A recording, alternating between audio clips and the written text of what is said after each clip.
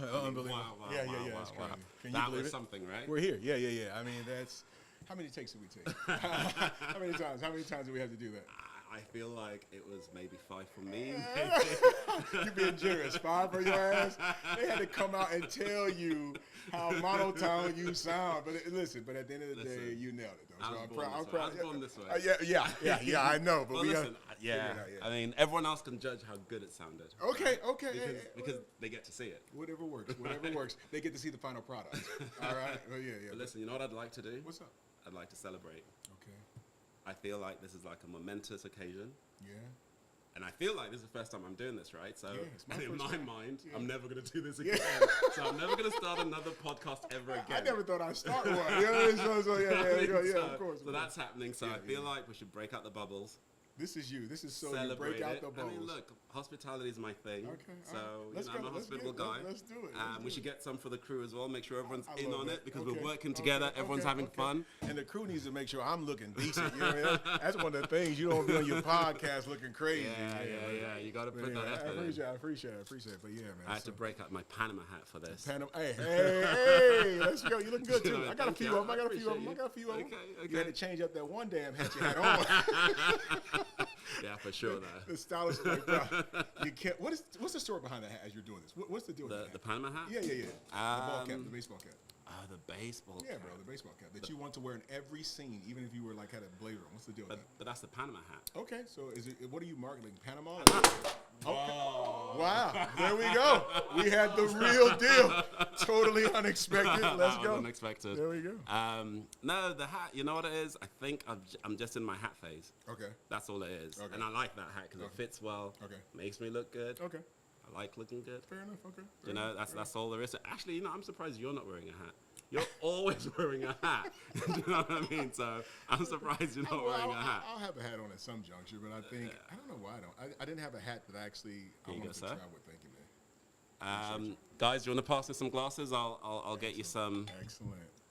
Thank you. I'll do the little. So you know what? And everyone's worked really hard already just to get to this point. Yeah. Just to do this, just to pass the bottle.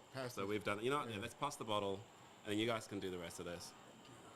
Because what? We've only got like how long on this podcast? Right, I was going to say we can't be. Wait, I need to top this up though, so top this up first. This guy. All right, bro. There we go. So that's you. Thank you. That's me. You good? Right, you guys tell us when you're ready and then we'll do that cheers though, right? I think if we're going to do something, just got to do it right? Right from the start. Right, I'm with you, bro. I'm with you. Yeah. So you set it off. I think they're ready. That's cool. You guys ready? Okay. Right, would you like them to make a toast, Maurice? That's you. You got it. It's all you. All right, guys. So here is to existential thoughts and living better lives, right? Yes. Cheers, guys. Cheers. Thank you. Cheers, brother. Thank you. It's actually pretty good. It's very, very good. All right.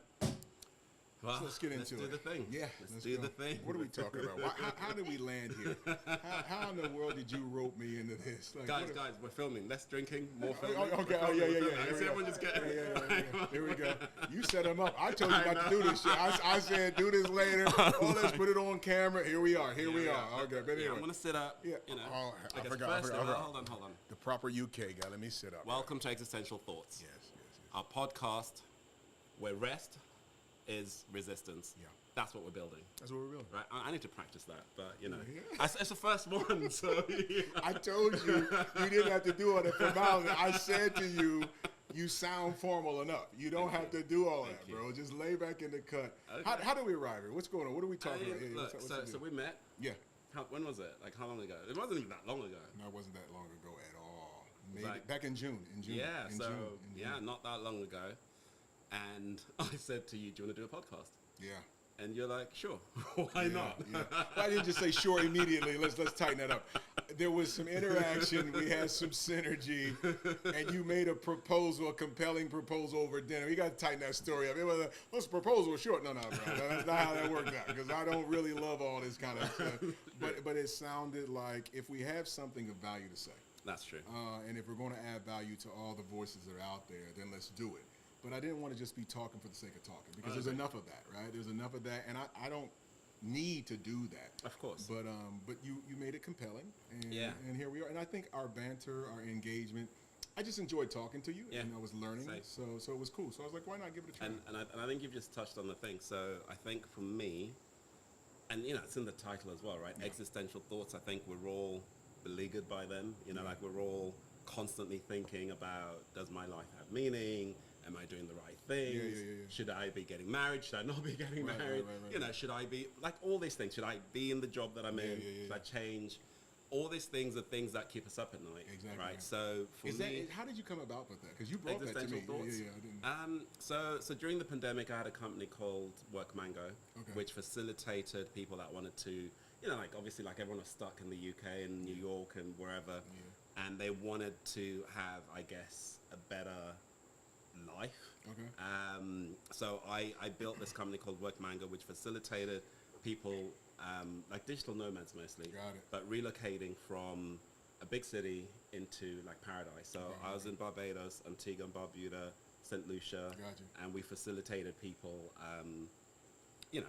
moving. So we would provide accommodation, we would provide pickups from the airport, we would provide if they needed access to schools or doctors or basically whatever they needed, because it takes a while to move to a new place and learn everything. But I think the pandemic provided an opportunity for people to just jump on board and move quickly, right? If you could afford it, you could just jump on a plane, travel to somewhere where the rules were a lot more relaxed. So it was a lot easier, it was a lot better. So during that period, I think a lot of people were having a lot of existential thoughts. So one of my strap lines was, for people who are looking to thrive in a world beleaguered by existential thoughts. Okay. Right? Because I didn't know the context of the background. Yeah. So that's what it was. So when we started talking, I was like, yeah, I've already got the name. It's called Existential Thoughts. And I know you are very much about, rest as a form of resistance, because you brought that to me. Which was a good. Sure. But you tell me a little bit about that. Like the podcast, Ron. Just before we get to the rest and all that, I don't even know. Like, again, I had no desire, or that was never on my radar. So I'm just. What made you think, when we engaged at that conference, that we should be talking? Like, that we should be another one of those groups or talking heads or whatever you want to, why? And also, like, the landscape is pretty saturated, bro, it's right? beyond saturated. So what made you think, what was in your mind, like why? I mean, so firstly, I think, like you said, I think we've got great synergy. I think we bounce off each other really well. I think we think alike. We're analytical in the same ways, which is great. I think also, like in terms of, the messaging that we want to put out. So if you look at your background, you look at my background, I think everything I've tried to do has always been purposeful. Yes. Your background has always been giving back and education, and I think my primary purpose for wanting to do the podcast was just to learn and grow. Okay, there we go. Okay. Learn and grow, right? Okay. But in addition to that, so I started this new business. It's called the Haus. Okay. I mean, it's in line with everything I've ever done. So basically, it's the culmination of the last 20 years of my career, right? So it's a membership club, which is a travel membership club for people that want to that want to visit the Caribbean every single year. Okay. So if you think of like the sort of people who are looking at holiday homes, or people who are looking at timeshares, or people that vacation 2-3 times a year, the Haus is perfect for them. Got it. But I didn't like the idea of just providing a service without providing some sort of like depth to it, right? So for me, the podcast and the fact that we're going to be doing retreats together, off the back of the podcast, provides meaning, right, to the excursions, to what we're doing. And I think really the meaning for me is getting people to find ways to reset themselves, to balance themselves, to maybe discover other parts of themselves that they haven't discovered yet, right? So that was kind of like the whole point, and I think when we had the conversation, I think that resonated with you. It did resonate, but I had a reservation, right? It resonated, and there was, I'm keeping it real, because I enjoyed the banter and the conversations that we had off the camera, behind the scenes, right? Because I could share my unfiltered, unedited thoughts, right? Those existential, unedited thoughts, which, and when you lived a life of a company guy, a corporate guy, or you grew up in a certain context, you learn to measure everything. And so I was like, will the magic translate if we're on screen, and on camera, measuring ourselves, amending? So that was one of the things when I was like, if I'm going to do this, I'm going to do it. Right? I'm going to properly do it. And so here's a little disclaimer, family. You might hear some things that you didn't think you'd hear from me. That's very true. You got to, Very true. because if I'm going to be really myself in this experience, Then you can't filter it. Then I can't filter it, right? So I that was completely- my only reservation about, like, man, did I really want to be out there like that? Expose yourself. Well, there's Because that. that's what it is, right? That's what it is, It's yeah. exposure. And I think, listen, I'd actually forgotten this, but I've just remembered it. So during that conference, I remember you and I both looking at each other and going, we can do this. Yeah. And then we had a conversation, I think at dinner, where we were like, but why haven't we been doing this? Yeah, Right? And the conversation was like, we just haven't been brave enough. Yeah, I don't think we had to tell all that. I mean, well, you Here we said go. unfiltered. Yeah. You said unfiltered. Here we go. Now I'm Okay. filtered and you're telling me to All right, filter here we it go. down. You see, that's an example. I would have filtered that shit. I would not have said we weren't brave enough. I would. Listen, I can didn't own like it, that. man. But anyway, yes. I can Okay. own it. I feel like right now, I mean, you know, like given where I'm at in life, the phase that I'm in, the chapter that I'm in, I feel like I can be my most authentic self. Because I feel like I've proven everything that I needed to prove up until this point. I think there's lots of things that I still need to do. There's lots of things I can still accomplish. But I feel like I have enough of a foundation to understand and to state that this is who I am. So I think from this point forward, I don't need to tiptoe. Right. I can just say, this is what it is. This is how I feel about it. You're either going to like it, or you're not going to like it. And I never felt the need to tiptoe. I want to say that, right? But I think I was conditioned. Working in corporate America, right? You didn't just represent yourself. Yes. And so I'm representing these brands. So you learn and you're conditioned to measure everything. And I think before that, it was like the family context. You just didn't want to say anything to embarrass the family or for them to look at or catch and be like, what the hell is he talking about? You know what I mean? So I was just always mindful of those things. But I mean, here we are. For the longest time, I would go to dinner with my family and like, you know, the grown-ups. I mean, I was a grown-up. I was probably like early 20s. And I would drink when I wasn't there, right? But I would sit at that table and not have an alcoholic drink because I wanted to maintain this image of like, this is who I am, and I don't drink, I don't party, I don't do this, I don't do that. You know, and it took me a long time to get to a place where I'm comfortable at a restaurant and my whole family's, I'm like, bring the bottles of wine. It's not a problem. Everyone can drink. Listen, like, let me tell you, sometimes you get too comfortable though, right? Because I was out with a group of pastors last night at dinner, right? I got way too comfortable. Really? Bro. Because I asked you how it went. It went well. I mean, everything is going well. Everything's on track with that group. But I'm just saying, right? Had a little glass of wine, had the dinner, was telling a story like I would just tell a story. Because I've been with you all week, right? And so I'm still on that, unfiltered mindset. Yes. Bro. Really? Yeah. Really? I dropped the word. I was like, it's just like, come on. So you felt that little internal I mean, cringe. I did, but, you know, after I did that, dropped the word too, you know, the pastor turned to the waiter and said, go on and bring me a glass of what he's had. So maybe everybody was set free. But you know what's really interesting about existential thoughts, right? And obviously that pastor was obviously debating whether to or whether. But you set the pace. Like you was like, well, I'm here. I'm living my authentic life. Correct. And he looked at that and thought, well, what's the worst that can happen? Correct. Right. And I think even at that conference, I think that's the conversation you and I were having. Yes. And we're going, what's the worst that can happen? 100%. So you know, we're doing this. You guys are going to tune in, love it, hate it, you know, whatever. But at the end of the day, it is what it is. And I think ultimately, you know, you're either going to take something from it or you're not. But I think our job is to kind of get out what we feel like we've been holding in. I think that's the first takeaway, right? The first takeaway is being brave. Yes. To live your authentic life out loud. Yeah. And that doesn't mean without restraint and restriction. We'll get into all that. It doesn't mean just being crazy and just. We talked about that the other night, right? Like a life without any structure and any boundaries is not, you know. No, we're not talking that. But again, living that authentic life out loud. Yeah, I think in approaching that, you want to do unto others as you would have them do unto you, right? So you want to be respectful. You want to be mindful. You want to. You know, you don't want to hurt others because that's just what you want to do, right? So there's always going to be an element of consideration in living your authentic life. But I think if you are a good and proper person, good and proper, that's another reason I enjoy working with you. That good old English, good and proper. Here's what's funny. This is another thing that we discovered. Remember we talked about this? I said before I met you, I was the most sophisticated and eloquent speaking guy, and then now I'm the country bumpkin. like what the hell's going on? It's okay. It's okay. I'm the country bumpkin now. I mean, I don't see it, but it's okay. It's okay. But I have heard that. I mean, literally in our other interview, the girl was like, "But I thought you did the nightclubs," and I thought he was the corporate one. I was like, "No, I did the nightclubs." He's the nightclub guy. I'm the corporate guy. Yeah, exactly.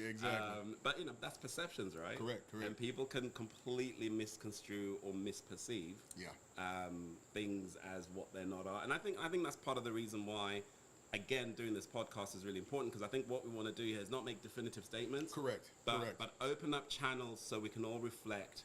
We can all think about what we're doing. And I think a more reflective world is a better world. Absolutely, right? absolutely. So if we're taking pause, if we're taking moments to just kind of be still. Correct.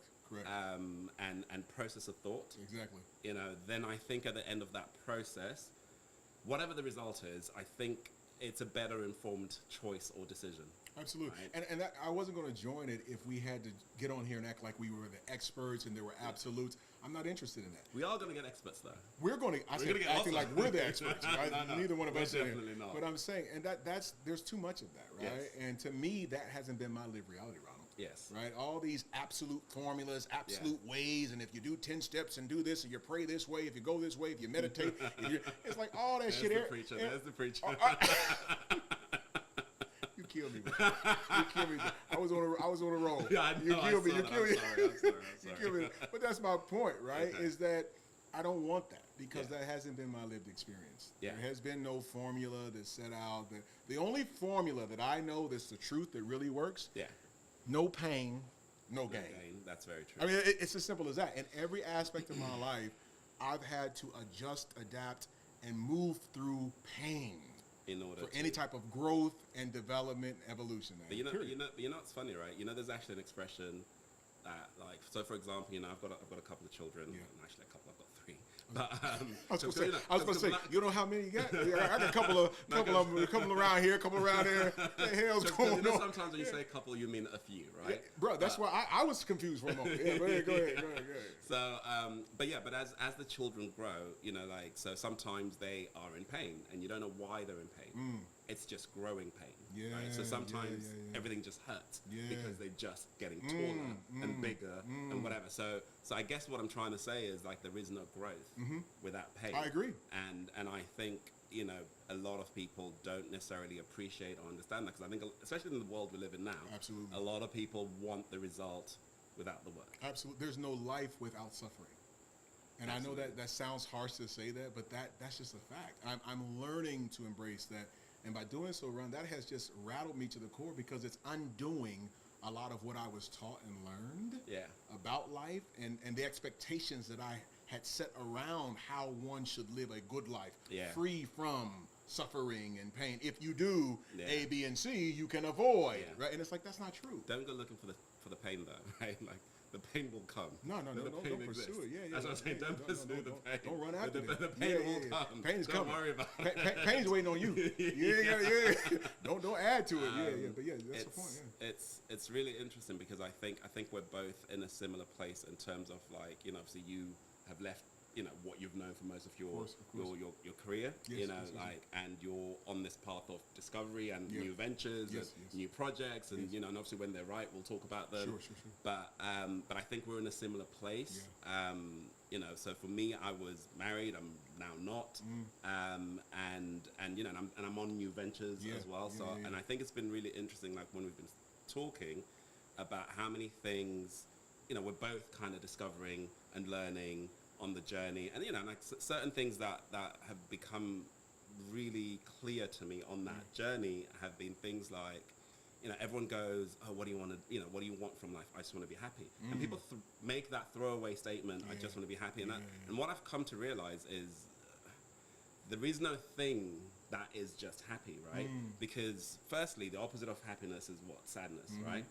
But in order to appreciate your happiness, you need to understand and feel sadness, of course, right? Of course. And I think happiness is ultimately just a choice, right? So you choose to be happy, whatever your circumstances are. You choose to go, yes, I'm having a tough day. Yes, this is happening to me, but despite all of that, Of course. I'm grateful It's the gratitude part. for all of these things that I still have. A roof over my head, water, healthy kids, healthy family, whatever. Double whatever. click right there. Let me interrupt you with the gratitude. sorry. The gratitude. I've struggled with that. Okay. Right? I struggle with that even recently. I'm practicing gratitude. Yeah. Right? That's what I'm intentionally practicing Yeah. it.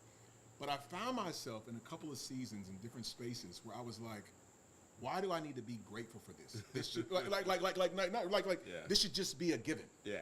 Like, I'm why am entitled to it. I've worked for it. I'm entitled. I'm entitled to it. I work for it. Like, just by virtue that I'm alive. Yeah. And I had to check and interrogate that because that was the resistance and the rub. Yeah. There were some things that I just felt entitled to. Yeah. And I was like, I almost found myself having an internal conflict with talking about I'm grateful. Like, well, why the hell am I grateful just because I can walk today? Yeah. Why can't I'm a human. And it's like, well, wait a minute. Yeah. There is an element and reality here that everybody doesn't have that ability to do that, right? Absolutely. And so you should be like, and I can go down the list of things, but I say that to say I had an internal war, Ronald, with that at That's first, and I'm interesting. working through it still. So But it's like still some days I existing. wake up and I'm like, I'm grateful for that, and I'm like, man, it's like that should be a given. What the hell? I'm grateful for that. Like, I'm trying to get to the next step, and so it's really dialing that back. And like, where did you, and interrogating, where did these expectations come from? Like, what do you think about that? I mean, look, and I think that it's a really good point that you make, and I think a lot of people do struggle with a sense of entitlement, especially when you feel like you've earned it. Yeah, right? when especially then, like when you go earned it by virtue of struggle too. Yeah, by virtue of struggle. Like I've worked, I've put in I've the been hours, through enough. I've done whatever I've done, so therefore this is mine. Yeah, of course. And it's no one else's. So therefore you start to not appreciate the fact that you even have it. So the lens that I try and look at it is, you're not the only person that struggled. Of course. You're not the only person that survived. Yeah. Right? There are people who also struggled that did not make it. Right? And by that virtue, you should be grateful that you did make it. And I think a lot of our circumstances are also just down to luck, right? So being born in the right place, at the right time, being in the right space, all of this. Because a lot of the things, I mean, I hate to bring this up, but like if you think about like the war in Gaza at the moment, you know, like the children that are dying. You going there already? I'm passing we through. that brave? It's real quick. But let me just say it real quick. But what I'm saying is, the people there, no one's chosen to be there, right? So they're a victim of circumstance. Like that's just what's happened, and that's what's now happening, right? So what I'm saying is, so when I look at that and I go, okay, cool. Well, I'm lucky enough to have been here and been able to access these opportunities. Therefore, I'm grateful. No matter how much talent or effort I put into the mix, right? I am, so my passport allows me to travel all over the world, unfettered access, super easy. And then I know people who are just like me, maybe 5 times smarter than me, who don't have that access. But I think that's what I'm saying, Ronald. There takes, I don't know what to call this, an awareness, a maturity to even get to that point. Yeah. Right? Because, as I said, for myself, when sitting in the seat of discontent, yes, correct. All right, I'm not thinking about what your experience is because I don't give a damn. Right? I'm talking about what I've been through, what I'm experiencing, the pain that I have right now, the things that I've wanted to acquire that I can't seem to acquire, and I've worked hard, I've played by the rules, I've done what I'm supposed to do, I said my prayers, I ate my vitamins, whatever it is you're supposed to do, and here I am in a space that I'm not supposed to be in or I don't want to be in. Or you're not happy. And I'm not happy about it. And so it's hard at that moment, for me, I mean, it's hard to, I'm grateful that I got up today. It's just like, what? I got up today to face this craziness again. Well, you make an interesting point again, which is, I think that everyone is, their person is their most important person to them, right? So you're constantly thinking about yourself. Yeah. And a lot of the times, right, like a lot of people, which is why when we're having the conversation about bravery, and I say, we didn't step out to do this sooner because we were worried about what everyone else would think, right? But in part. No, absolutely. But most, and we talked about this, we're saying like those people on stage just don't care what anyone else thinks, right? Like literally, like they're just like, this is what I'm doing. Because some of them weren't even good. No, right. Listen, it's just real. It's just real. No, but that's why. But they were better than us because they took the step. They took the step, and they were doing it. Exactly. Right. And I guess what I'm saying is, but this is what I'm trying to say. So firstly, I don't remember most of them. I don't know who they are. Whatever. And I'm also not spending any time thinking about them. Not at all. But that's the whole point, though, Maurice. Most people, including the people watching this, don't spend that much time beyond the time that that they're engaged with this, right? And then beyond this, like they get on with their lives because everyone's busy, everyone's got their own problems, everyone's got their own bills to pay. Right. So I think a really important part of that is understanding that we get stuck in our feelings, right? So to the point, double click right there. So what you're saying to me, what I'm hearing is, which is good shit. I think you're saying it's like one of the disciplines that one needs to practice is looking outside of yourself. Absolutely. And understanding that you're a part of a great big world. Absolutely. Right? I think that's the first, and that's a discipline. And I think that's also how, if you're on the path to finding your purpose, you start to find your purpose. When you start thinking outside of yourself. Because a lot of people will think that in order to find your purpose, you have to look within and think about me, what do I want? But really, purpose is service to others, right? Purpose is like delivering outside of yourself, right? That is what it really is, right? So what can you do to add any sort of value to the world that we live in, right? And that becomes your purpose. So when you start looking outside of yourself, right, then you start finding the things that really resonate with you, the things that really mean something to you, and the things that and the places where you can add value. So you start looking at that and you go, okay, I think this is my thing, right? So here we are, practice bravery, number one. Absolutely. And then number two, develop the discipline of looking outside of oneself. Absolutely. Right? As we're doing this whole existential thought thing, I feel like those are two big things that I'm seeing right now, even for myself, frankly. Yeah, no, I mean, I think just for both of us, just being brave and then thinking outside of ourselves. I think being conscious, being self-aware as well is a really big part. I think if you can be self-aware of what you bring, what you don't bring, what you're good at, how you communicate, how you don't communicate, how you leave others feeling. I think all of those things are important because, and that's just self-awareness, right? Because if you can master that, then I think you become, much better at living a fulfilled life. And ultimately, that's what we're trying to drive at, right? We just want everyone to live a fulfilled life. Absolutely. And there's lots of mechanisms to do that, right? There is no one size fits all. Right. So I think what will work for me might or might not work for you, and what works for you might or might not work for me. And I think also just being open enough to accept that there's lots of ways to the same goal. I love it. And at the end of the day, that's why I'm excited again about the podcast, not just for us to talk to each other, but to bring in experts. Absolutely. So when we're kicking around these cans down the road and these thoughts, right, we'll get somebody in here that is actually certified and bona fide to say, let's guide your thinking in this way about that. So that's going to be fascinating for the listeners too, to know it's not going to be me and you popping off at each other, but bringing in really smart people. I'm no expert at anything. Exactly. And bringing in smarter people so we can all kind of learn together. Yeah, and I think that's been the joy, and I think even like listening to other people's podcasts and like learning from them, and I think the interesting thing is obviously like when you watch any podcast, there isn't the best podcast. There isn't this is right, this is wrong. I think at times the podcast will get it right, and at times it'll get it wrong.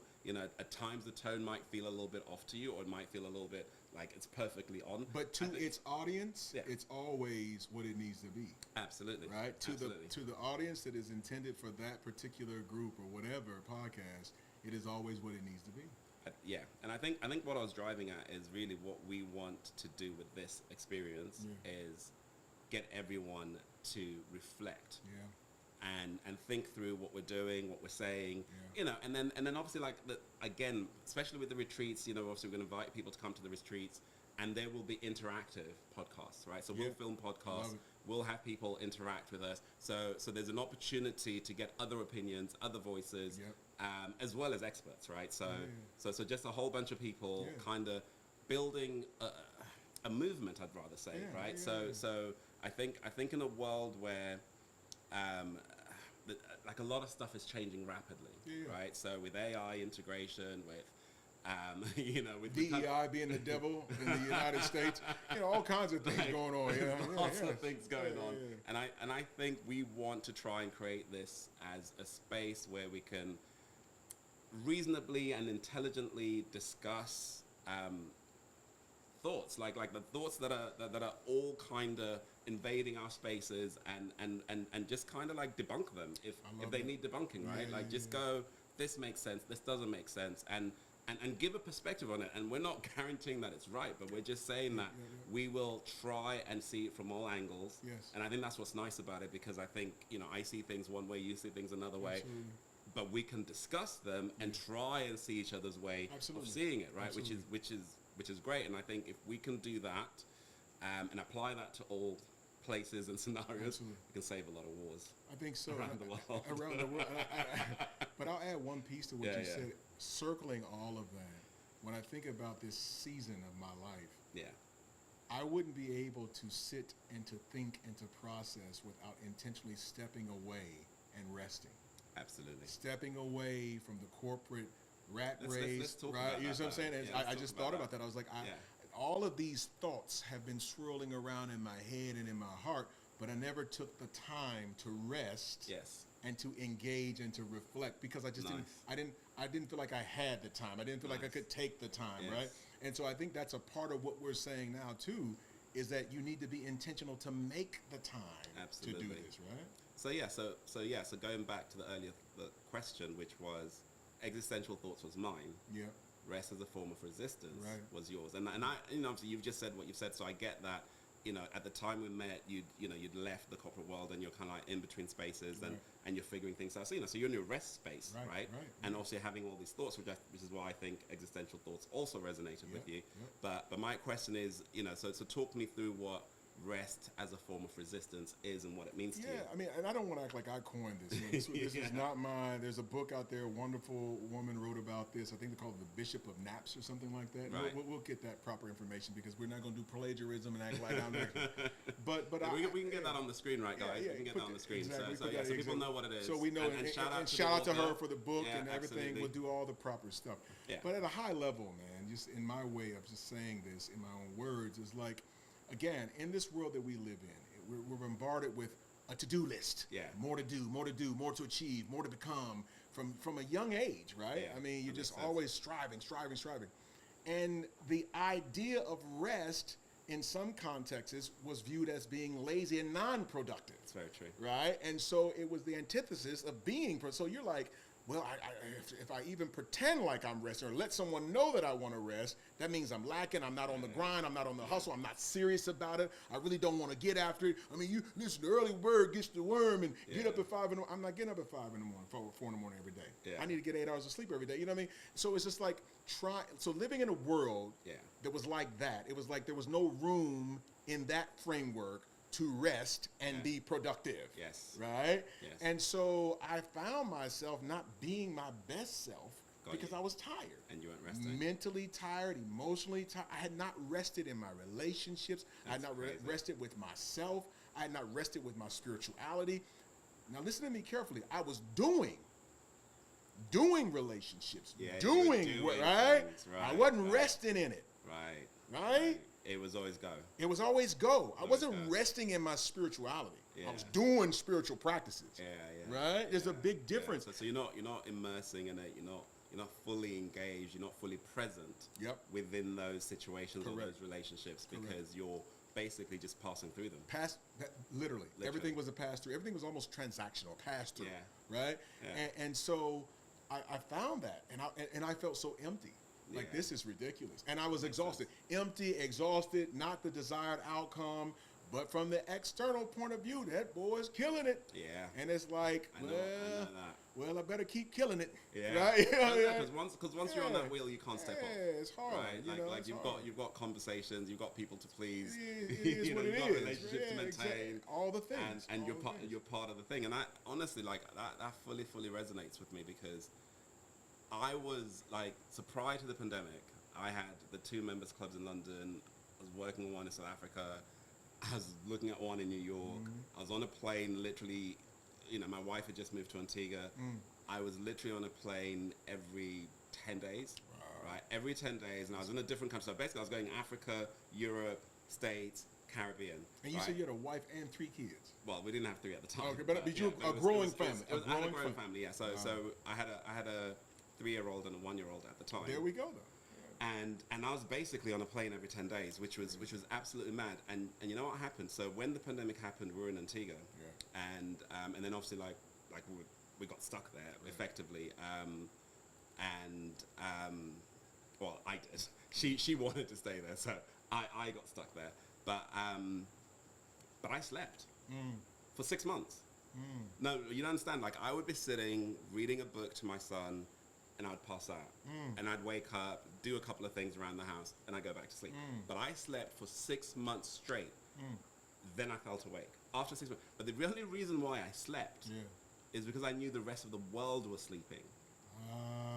If I thought everyone else was getting ahead and doing stuff and whatever, I would have been like, me too. Like, I can't fall behind. Yes. And honestly, like, I was doing really well. So like in 2018, I was like in the Black Power list in the UK, like top 40 to watch, whatever it is. I was, I was like on lists. Making it. I was on lists, right? Like, this is the one to watch. This is the guy that's doing everything.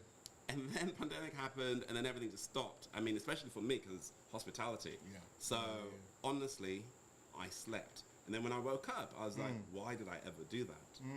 So then I actually didn't want to do anything. So literally, when I woke up, which is probably like 2021 or so, because the pandemic started 2020. So yeah, so towards like December, January 2021, thereabouts, I was like, okay, I can just enjoy this for what this is. And we actually had a really good time during the pandemic. Like we reconnected, got the wife pregnant, had another baby. But that's a whole other conversation for another time. You woke up for sure. You woke up for sure. Yeah.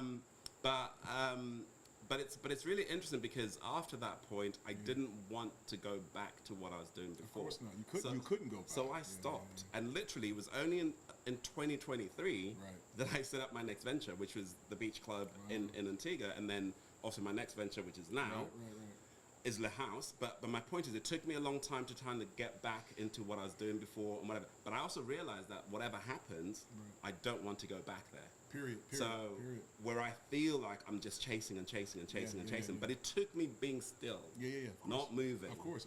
It took that experience for me to understand that I can still be productive, highly productive, and I can still be great. Right? And rest. Listen, and feel good about yourself. And feel good. Listen, similar experience. When I stepped away from the corporate seat, and it clearly was the right time, and then everything went to like a crazy place with the work I was doing as far as DEI is concerned. But I was good. I walked away. I was good in a good place, but I wasn't good. Right. Financially, I was good. Right. Okay. Let's preface that. Financially, I was cool. Okay. Right. But all the other areas of my life were not good. Right. And I didn't realize how much stress I was holding, how much anxiety I was holding. I had to be on. I always knew that I was a target at this or that, whatever it might have been, right? And so that was just like, bro, you have never sat back to rest and relax from this. I had that, what they call the lizard brain. I was operating from a fight, flight, or freeze aspect every day. Got you. Because I felt this sense of something's going to pop up, right? You're on edge. On edge. I literally saw that my shoulders were hunched. Yeah. I was talking to my therapist, like, why are my shoulders drawn like a cat, like ready to react and respond? I was like, this is crazy, right? Yeah. And so, again, once I started to unwind and rest and deal with the issues, to your point, I was like, I'm never going back to that. When they start calling again, I'm like, I'm never. So I made up my mind. I'm never working for anyone again. Yes. I'll work with. Someone. Absolutely. But I'll never work for anyone again. Man. Absolutely. So, well, obviously, we don't want everyone to do that. No, everybody can't do that. Some of y'all. Some folks got to find rest and work from home. So we don't. That's just our path right now. Yes. And but wait a minute. And we put our time in working for. That's well, you didn't. But I put my time in. But I put my time in working for, and that we'll talk about that on one of the things about the different seasons of life that I think. But anyway, I think this is why we're here.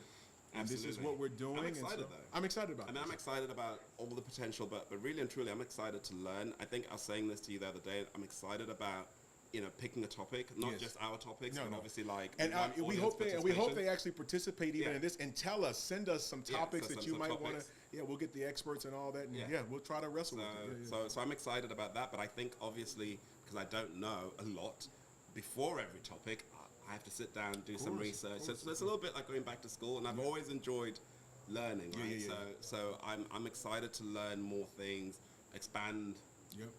or expound my horizons. You know? Expand. Let's just No, do, I mean, let's just do so- it. Expand. So I'm excited to do that and just bring everyone with us. So here we are. can all be on the same journey. We can all learn. That's right. Through this experience. But yeah, really excited, and also the retreats. The retreats. I'm The excited. retreats. About that. I mean that's more your wheelhouse. You want to talk about that a little bit in terms of like what we're building? I mean, I think again that's going to grow and Yeah. evolve, right? Yeah. Because we're going to build this for the people. Yes. And so when we talk about those retreats, again, I'm talking about servicing the whole human being, mind, spirit, body. And so what we want Getting that to everyone to look rest. like, getting everyone to rest and to be empowered by that rest and to be rejuvenated and reflective in that space of rest.